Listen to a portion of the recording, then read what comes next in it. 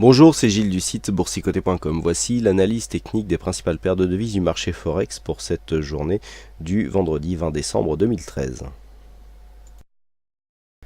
Et nous débutons tout de suite avec l'euro-dollar. Donc l'euro-dollar qui a bien poursuivi ici sa phase de consolidation. On avait anticipé qu'une réintégration ici, si elle se faisait d'une manière très rapide, pouvait provoquer une sortie baissière du trend, donc en inversion par rapport à la précédente phase qui était venue donc créer une sortie du trend par le haut. On savait que cette configuration pouvait déboucher sur une cassure inverse.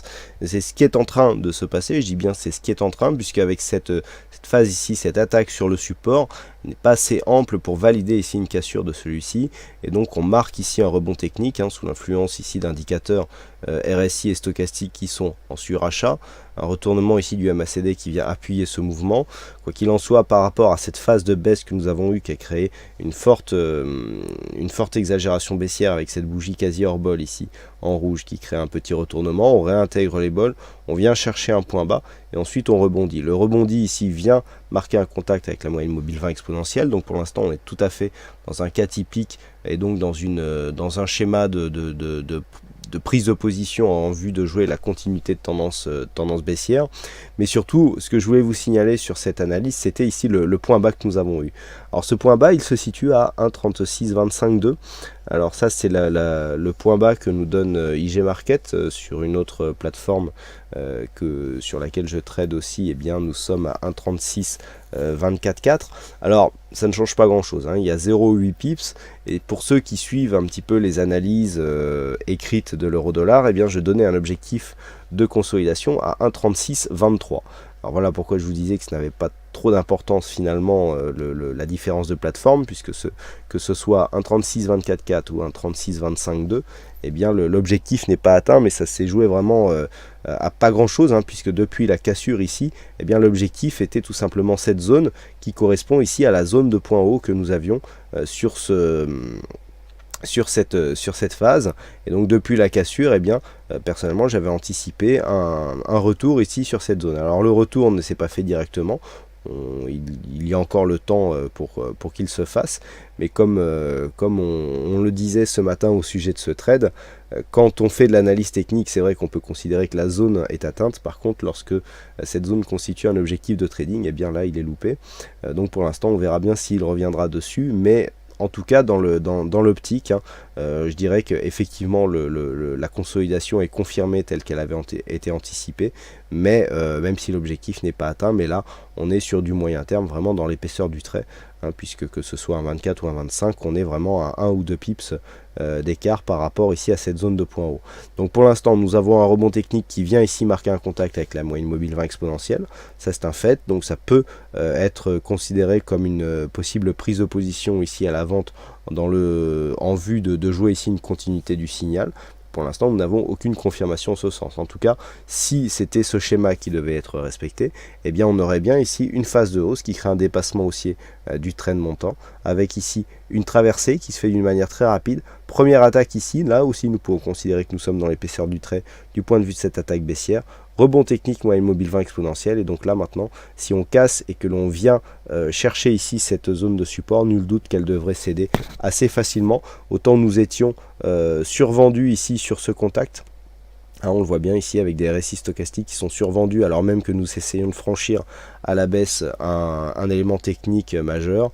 Donc il est tout à fait logique qu'il y ait ici un rebond. Par contre sur un prochain retour, là on est sorti de la phase de survente, on est beaucoup mieux configuré pour là ici créer cette phase de rupture et donc venir rejoindre à terme, d'un point de vue moyen terme, la zone des 1,3525 qui sera l'objectif en cas de cassure donc de cette zone de point bas. Bien entendu, si les cours remontent ici au niveau des 1,3790, eh bien il y aura invalidation de ce scénario. Sur le câble, pas de changement, on confirme ici la continuité de cette évolution en range. Nous avons donc des oscillations qui vont entre 1,6450 et 1,6220. Donc on a eu ici un point haut qui a été marqué après la Fed, qui a confirmé finalement cette zone de point haut, et puis là on redescend tout doucement. Donc les premiers rebonds auraient pu nous faire penser qu'un un signal aurait pu se mettre en place, hein. Je vous avais dit qu'il faudrait confirmer ici un rebond sur cette moyenne mobile 20 exponentielle. Force est de constater aujourd'hui que ce rebond ne s'est pas effectué sur cette moyenne mobile et que les cours continuent à s'enfoncer. Donc là, nous sommes sur une phase d'affaiblissement. Le retour se fait en direction de cette zone des 1,63 et pour l'instant, eh bien, nous confirmons la continuité donc de range sur cette phase, hein, range qui avait été anticipé relativement tôt et depuis la sortie ici de cette dynamique haussière. Du point de vue des indicateurs techniques, nous avons bien ici neutralisé la poursuite de la tendance. Et enfin sur le dollar yen, eh bien, nous confirmons ici la sortie de ce trend haussier, hein, sortie de trend qui s'était faite maintenant il y a quelques semaines, ici où nous avions perdu la dynamique, mais où nous n'avons pas perdu la tendance, hein, puisqu'on continue ici à osciller au-dessus d'un support, support donc qui a permis une cassure ici des 103,38 $ et qui a permis de marquer de nouveaux points hauts. Alors nous sommes dans cette continuité, hein, mercredi soir il y a eu ici des phases d'exagération qui ont été suivies aujourd'hui d'un retour sur la moyenne mobile 20 exponentielle, donc on revient ici sur une continuité. Vous voyez qu'il n'y a pas eu énormément de consolidation depuis mercredi soir, donc on est vraiment dans un flux haussier. Nous marquons de nouveaux plus hauts et donc par rapport à cette zone de support, hein, que nous avions tracé un petit peu comme un essai lors des premières oscillations de cette tendance, eh bien on voit que la confirmation se fait puisqu'on a quasiment ici nos 3 points alignés. Donc dans ce cas là, pour donner un petit peu plus de sens ludique et pédagogique à cette analyse, on va voir ensemble le placement de la seconde ligne. Donc dans un premier temps, on duplique la ligne en essayant de la reporter avec la même orientation sur la première zone de point haut.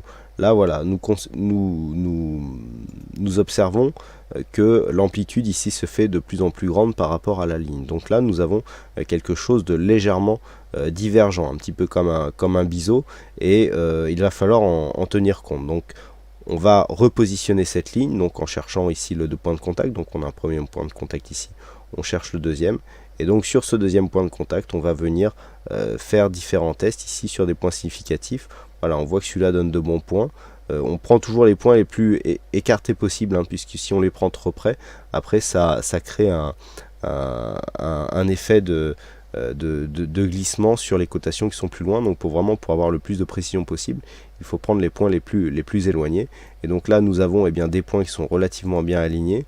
On voit qu'on vient toucher ici cette zone de point haut et celle-ci, donc on a une continuité de tendance qui se situe au sein d'un... alors on pourrait presque l'appeler biseau, hein, puisque les droites ne sont pas parallèles, mais il y a tellement peu de divergence que moi personnellement je considérerais ça comme un trend en continuité, même si la dynamique est différente. Et donc on voit bien ici la matérialisation de cette nouvelle dynamique. Du point de vue de la configuration technique, on neutralise bien ici du point de vue du RSI. Le stochastique va lancer un signal baissier et le MACD lui nous donne déjà une divergence, hein, par rapport à cette dernière évolution. Donc pour l'instant il n'y a pas trop de risques, hein, malgré des indicateurs quand même, et notamment le stochastique qui sont en surachat. On vient ici au contact de la moyenne mobile 20 exponentielle. Tant que l'on reste au-dessus de cette zone des 103,92, eh bien on peut considérer qu'un rebond est possible et donc qui nous emmènera à marquer de nouveaux plus hauts. Par contre, sur une rupture de cette zone, qui était précédemment ici une zone de point haut, sur cette phase, eh bien on peut craindre un retour donc sur les 103,40, mais qui commencerait quand même à marquer une phase d'affaiblissement de cette phase court terme, mais une phase de continuité pour ce qui est du point de vue de la tendance court-moyen terme.